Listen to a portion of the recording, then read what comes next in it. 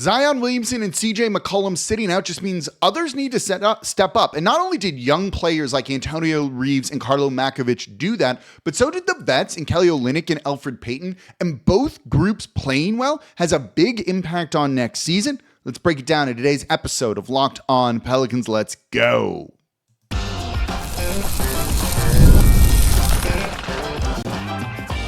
You are Locked On Pelicans, your daily New Orleans Pelicans podcast, part of the Locked On Podcast Network, your team every day. Welcome to another edition of Locked On Pelicans, the daily podcast covering your favorite team, the New Orleans Pelicans and NBA, part of the Locked On Podcast Network, your team every day, available wherever you get your podcasts and available on YouTube. I'm your host, Pelicans Insider, credential member of the media, Jake Madison, at NOLA Jake on Twitter, here with y'all on this Tuesday, day after the Pelicans beat the Philadelphia 76ers in what was truthfully a tankathon game, 112-99.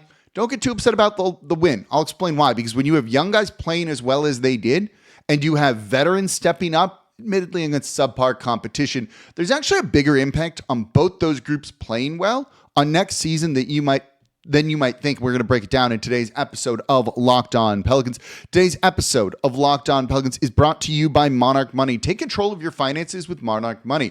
Use Locked On NBA at monarchmoney.com for 50% off your first year. And of course, thank you for making Locked On Pelicans your first listen today and every day. We're here Monday through Friday, the number one Pelicans podcast covering everything you want to know about this Pelicans team. So please subscribe wherever you get your podcasts and join over 11,000 Pelicans fans on YouTube as well. And become an everydayer. That means you listen Monday through Friday to Locked On Pelicans. And if you're an everydayer, let me know in the comments down below. So we're going to get into the games that Antonio Reeves had that some of the other young guys had in this game too. Matkovic, Missi. We'll kind of go by grouping guards, wings, and then get into the big men there. And then I want to look at the vet play along with the Jordan Hawkins injury in the third segment of today's show. But I'd be willing to bet a lot of people watch this game and were really frustrated watching the Pelicans win a game and play actually really well while they won because, yeah, we are thinking about tanking in the draft lottery and all of that. You know, the Pelicans were in the fourth spot going into this game. They leave this game still in the fourth spot. They have a pretty significant cushion to the fifth spot and sixth spot here. So winning a game here and there is not something that bothers me. You know, if they went on a 10-game losing streak to end the year, we wouldn't have had any fun doing that. And truthfully, watching this game, I had fun. And don't forget that that is an important thing. And when we can look at it in terms of a glass half full approach of some of these guys played well and they're going to be on the team next year. And when you see someone like Antonio Reeves, well, let's just get into it with Antonio Reeves here, because I thought he's kind of the biggest story of the night. The second biggest story to me would be Karlo Matkovic.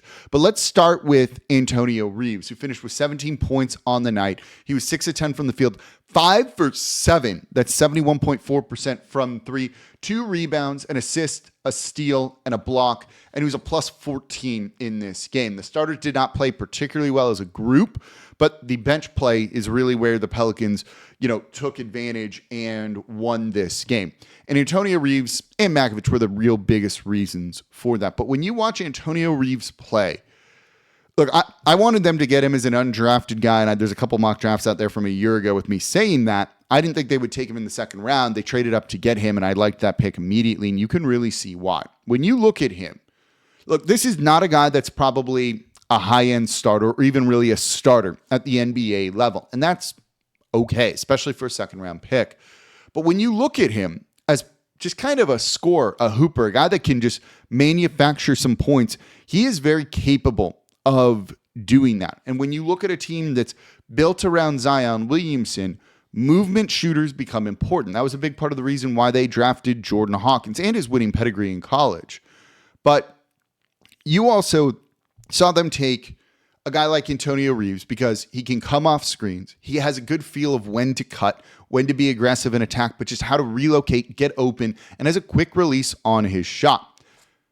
Everything I just said right there is kind of the perfect player to put next to Zion Williamson. He has good size too. Defensively, is he good? No, but to show he can do some things well here and there, yes, as you saw in this game. But him being able to go out and just find ways to get open, get the ball, shoot it, and score, whether it's on a catch and shoot situation, a movement shooter coming off a screen, getting the ball, turning, squaring his shoulders up, letting it rip.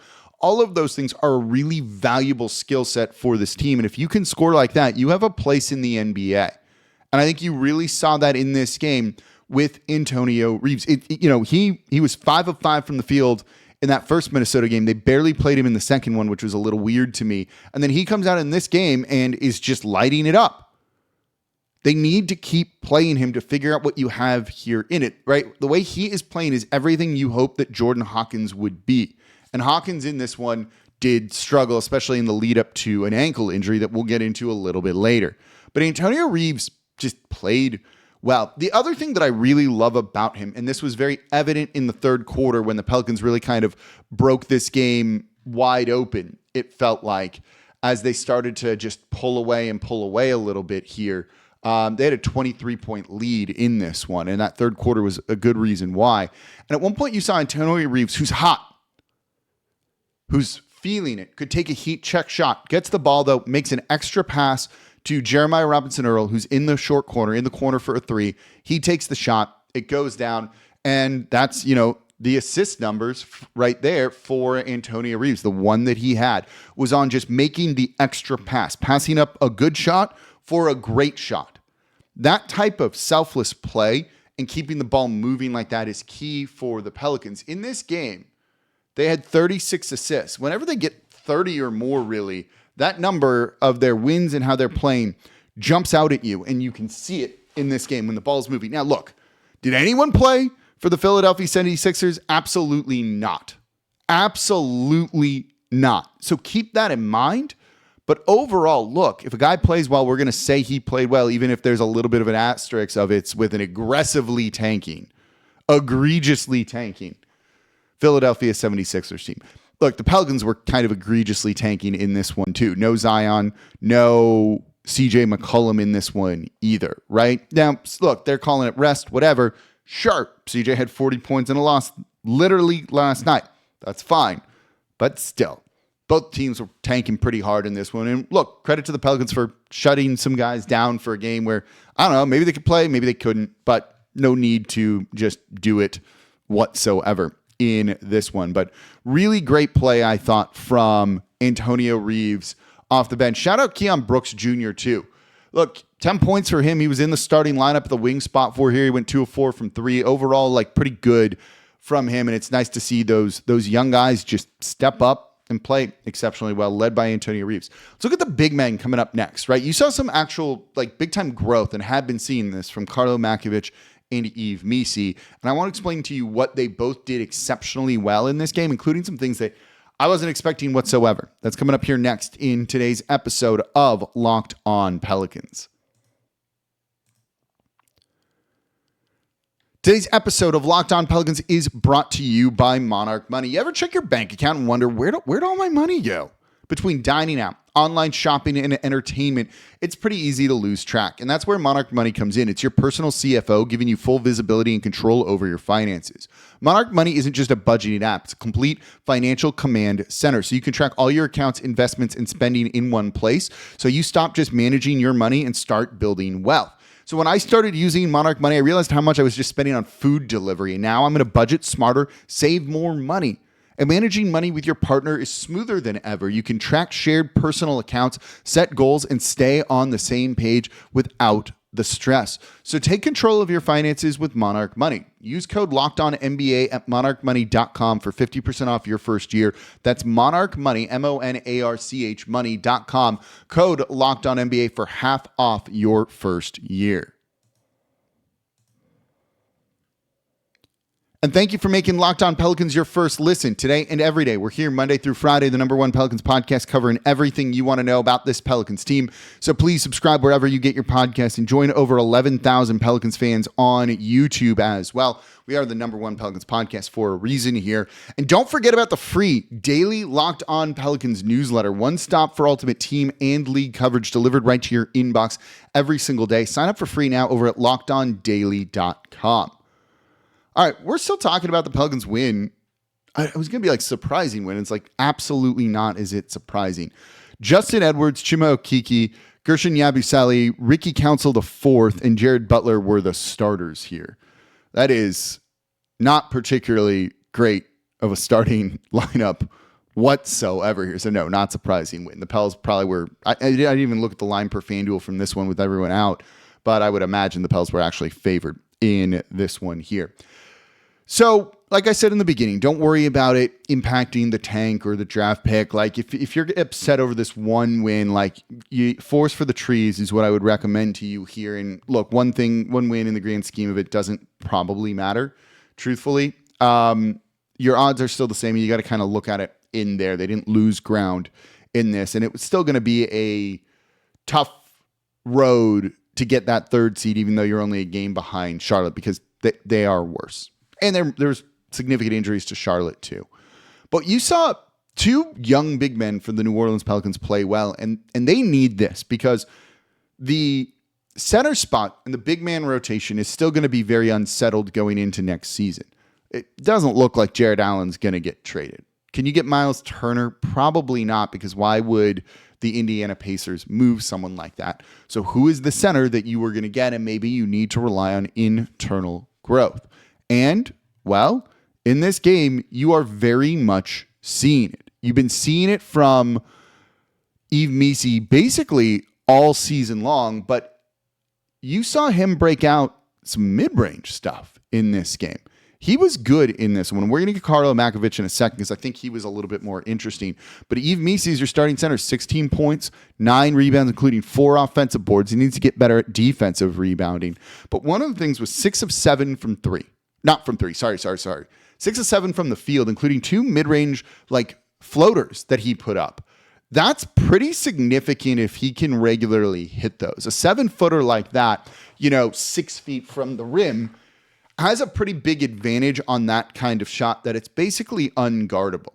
And at that point, you're jumping over most folks and you're going to be open and have that. And that's the type of shot that if he does start to regularly hit, does help Zion Williamson because he becomes a threat to do that you do need to account for Yves Missi and body him up if he's going to be kind of around just outside the restricted area. So as we talked about Antonio Reeves and his play fitting really well next to Zion Williamson, if Missi gets any sort of expanded range, even if that's just a couple of feet, then that also plays well off of Zion Williamson. And if he can get better as a defensive rebounder, that's going to be particularly important in this one. He had a block as well in this game. Seeing him just break that out late in the year and showing the growth and the work that he is doing is a highly encouraging thing. Look, we don't want him taking tons of those per game, but that is a highly encouraging sign of, oh yeah, that guy is still developing, still growing, and showing off aspects of his game that we haven't really seen. And that just means the future is even brighter. So those 2 floaters from Missi, just kind of put shots like that, we just kind of put them up. I love that. And especially in a game like this, where it takes some risks if you're a young player trying to improve and testing things out. This is the perfect opportunity to do that sort of thing. So I thought what we saw from Missi was absolutely great with that mid-range floater. Karlo Matkovic, I think, is the other biggest story in this game. He's the Pelicans' leading scorer with 19 points, tied for the leading scorer in the game. And he's just consistently looked pretty good. 19 points on the night, 7 for 11 from the field, 3 of 4 from deep, 8 rebounds, including 6 defensive boards, 3 assists, 2 blocks. In 22 and a half minutes of action, he was a plus 22. This is someone that can go out there and just fill up the stat sheet. And you heard Kelly Olynyk after the game actually raving about him, and we'll talk about Olynyk in the next segment. Him and Elfrid Payton, I thought, played particularly well in this one, and that's kind of exactly what you want to see from those guys because it provides a blueprint for the future. But Matkovic being that kind of well-rounded big man who can kind of do everything for you is a really important thing for New Orleans and filling out that big man rotation over next season. What makes him so successful, other than the ability to knock down those shots, 3 of 4 from deep is really important. They need someone like that, a stretch big that can consistently do that you trust to do it. That also gives you some defense and other things too. This dude is just active. He's just active. You see him running the pick and roll with Jose Alvarado. Alvarado starting this game, and Jose was just building. You see they have some chemistry there on Alvarado driving off the pick, lobbing it up for Missi or tossing it up to Matkovic, and them kind of coming down with it and either flushing it for a dunk, coming down and putting it back up. Matkovic and him are building like incredible chemistry, it looks like. This also works with Zion. Look, I think they're going to likely run Zion at the point a lot next season, or at the 3. Like, so you're going to conceivably have Missi and Matkovic, or Missi and Olynyk out there on the court with him. And if you get someone like Karlo, who's just an active big, relocating to get open for 3, but cutting, driving, trying to fill the lane after Zion, drives where he can just toss the ball behind him. And you saw some of that happen with Missi too. That is the type of thing that means we're less worried about the big man rotation, because these guys are giving what you need in a variety of different ways. And Matkovic just being a dude that fills it up. Is he a high-end starter? No. Should he be starting? Probably not. But coming off the bench is kind of that active big man when you run some of these, rotations and get some of these bench guys in with Zion and some of the others. That's really important, and you need those type of guys. And the defensive rebounding, again, Philly's bad. Philly is very, very bad, and no one is really playing for them, so keep that in mind. But he's overall kind of done this regularly, it feels like. So I think he's been exceptionally good for this team and growing this year, and for his play as a rookie has been pretty impressive to me. We talked about this a lot in Summer League, that he just moves like a pro. The basketball IQ when it comes to him is very much there, and this is more going to be about getting acclimated to the NBA level than it would be anything else. So for him to come out and play like he did, I'm excited about that sort of thing. Again, 19 points, 3 made threes, 8 rebounds, 3 assists, 2 blocks, and a plus 22. Does he foul a little too much? Yeah. But that'll come with some time. But you see him being the type of big man that should fit very well around Zion Williamson as well. So can he be the power forward while Missi's the center and Zion's your small forward in some capacity? Yeah, I think so. And so while Zion's your small forward, but also really like your point guard as well. And does that mean you run Herb Jones and Trey out there depending too? I don't know. These are some really interesting lineups, and I'm just disappointed, as we all are, with the injuries, meaning we're not going to get to see a lot of that kind of stuff this season. But you're kind of seeing it all piecemeal of like what could be, what could work. And you're seeing it right here with these young guys. And they need these players. This is not a team that has cap space to spend, right? Naz Reid's going to be a free agent. You can't have the money to go and get him, as much as I think he would fit beautifully here in New Orleans. So do you have a Naz Reid at home? That's kind of what you're trying to figure out. And they don't, right? They don't have that exact kind of player. But do they have someone that can kind of fill it up and do everything you need a big man to do in Karlo Matkovic? And the answer to that is yes. So that's, I don't know. It's just encouraging to see them kind of coming on, and he should be getting a lot of minutes. So should Missi down the stretch. That's what we want to see when, you don't have anything to play for. Let these young guys try and shine and basically treat this as preseason or training camp, because that's going to be a really important thing for the squad to figure out of who's a piece going forward. And right now it does look like Antonio Reeves and Karlo Matkovic, along with Yves Missi. We knew Missi was for sure. But the other two, Reeves and Matkovic, definitely playing well enough, in my opinion, to kind of justify these. All 3 of these guys should have good-sized roles, let's call it, on the team next season. Reeves, look, we'll get into Jordan Hawkins in a minute. Reeves is looking exactly like what you want Jordan Hawkins to look like. And that's exciting, because also if Hawkins looks like what you want Hawkins to look like, it's 2 really key players for you. Let's talk about Hawkins, his injury, and other vets in Kelly Olynyk and Elfrid Payton playing well, and see why that's important. Elfrid Payton having a big game, right? That's pretty cool. But is it something beyond just a cool story? And it is. And I'll tell you what that is, and that's coming up here next in today's episode of Locked On Pelicans.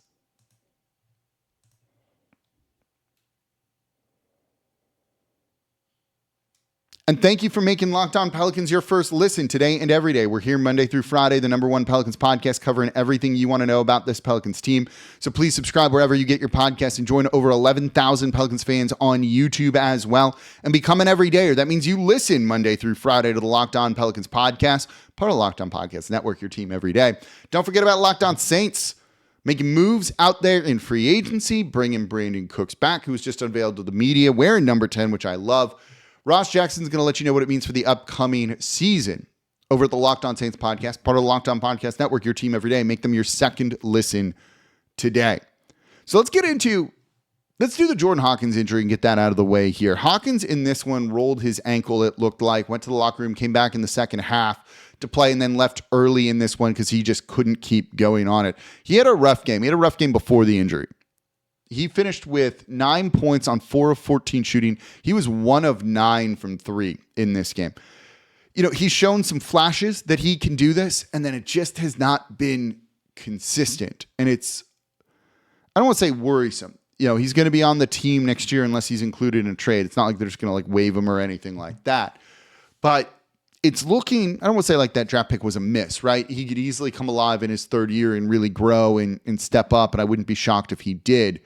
But, you know, you watch Antonio Reeves play, then you watch him play.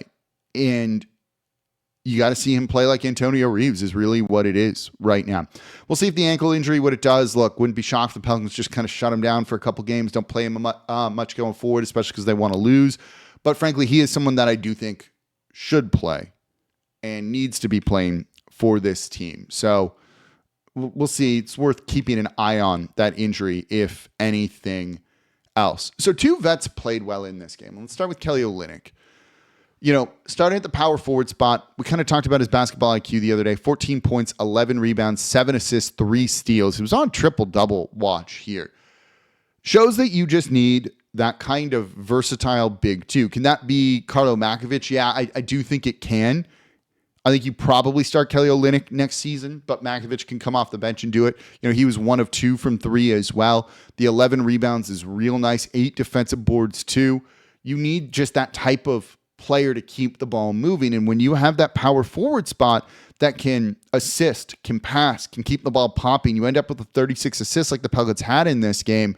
And we've seen when they do that, they tend to play really well and win, and that's going to be the case for them next year as well. So it's great to see that he played, and just shows that you need that kind of archetype of a player out there doing that sort of thing.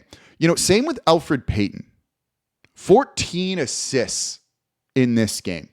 14 assists for Elfrid Payton in this game, which I think is just awesome. He's been just a fun story this year, being on the team earlier in the year. Comes back in basically just ready to go. And the 14 assists, you need that lead creator on this roster. Now, that can be Zion, but having it in another guard too is massive, right? This is a proof of concept idea here. Elfrid Payton stepping in and immediately being able to get 14 assists and being that pure point, which is what he was in this one. Just looking to pass, looking to set his teammates up more than anything else, elevates the team. You know, you need guys that are more than just shooters. You need them to be passers. You need them to be creators too. And Elfrid Payton is doing that. And it just makes you wonder what could have been with someone like DeJounte Murray, who is much more of a pure point than the role he played in Atlanta. And so it kind of just gives you it creates that what if, right? Like, what if DeJounte Murray was healthy, right? Or what if, you know, they have a good point guard next season, and Murray's likely not going to be ready for the start of the year. And that's obviously not fun. And that's a concern. And we don't like that type of situation here, but it does mean that if you keep Payton going into next year, or Zion fills that role a little bit more, I think that is what you will see. Look, if we'll do a whole show on this of what do you want Zion to do over the summer? It's work with point guards, become a point guard, please become a point guard is what you need from him in that regard. And I think you can kind of do, you know, if he can tighten up his handle just a little bit, oh boy, is it going to work with this team, because you have these big men and other shooters now in an Antonio Reeves and other things that you can see how it all work together and why they would be very successful should that be the case. So watching these two big men play well in a win when you don't want them to win probably right now, I totally get it. But watching them do this just kind of validates some of the questions we might have had, or even just validates what we already know, and there is value in that sort of thing. So seeing Elfrid Payton come in and be like, yep, they needed a point guard. That's why they traded for DeJounte Murray. Say what you will about the season Dyson Daniels is having, and it's good and it's nice. Don't get me wrong, but you definitely needed this sort of archetype of a player. You see what it does for the team. I don't know if that makes us feel better or worse about what could have been with DeJounte Murray, and it always feels like what could have been with this team. But overall, you see that this is something that would have worked, and that this team, if they were healthy, would have been competitive. Would they have been a title contender, a conference finalist? No, not in my opinion. But would they have made the playoffs, or not been this season that we're having? And the answer to that is, oh yeah, absolutely. So it's both good and bad that it like validates that kind of stuff of like, yep, we could have been cool. We could have had a fun year, and instead not rooting for losses and that sort of thing is what the Pelicans get their 20th win. Is that what it is now on the season? So weird, awful, unfun year about what could have been. Yeah, Pelicans got their 20th win here. They're now 20-53. Whew, not great. But Philly, man, they're going to be so bad. They're going to be so bad. That team is garbage right now, and I don't know what they're going to do. They need to finish in the top 6 too, so they're going to be like egregiously tanking. Otherwise, they don't get their pick. After that, it goes to the Oklahoma City Thunder, which I don't think anyone wants to see them getting other really good things here. So, look, great game for the Pelicans. Love seeing the young guys step up, even like seeing the veterans step up and help get this win. Those are only good things for the New Orleans Pelicans. So, that's going to do it for this episode of Locked On Pelicans. As always, I'm your host, Jake Madison, at NOLA Jake on Twitter. I'll be back with y'all tomorrow. We're going to talk draft. You watch Derek Queen's game winner? We're going to talk about him. It's coming up in tomorrow's episode of Locked On Pelicans, part of the Locked On Podcast Network, your team every day. See y'all next time.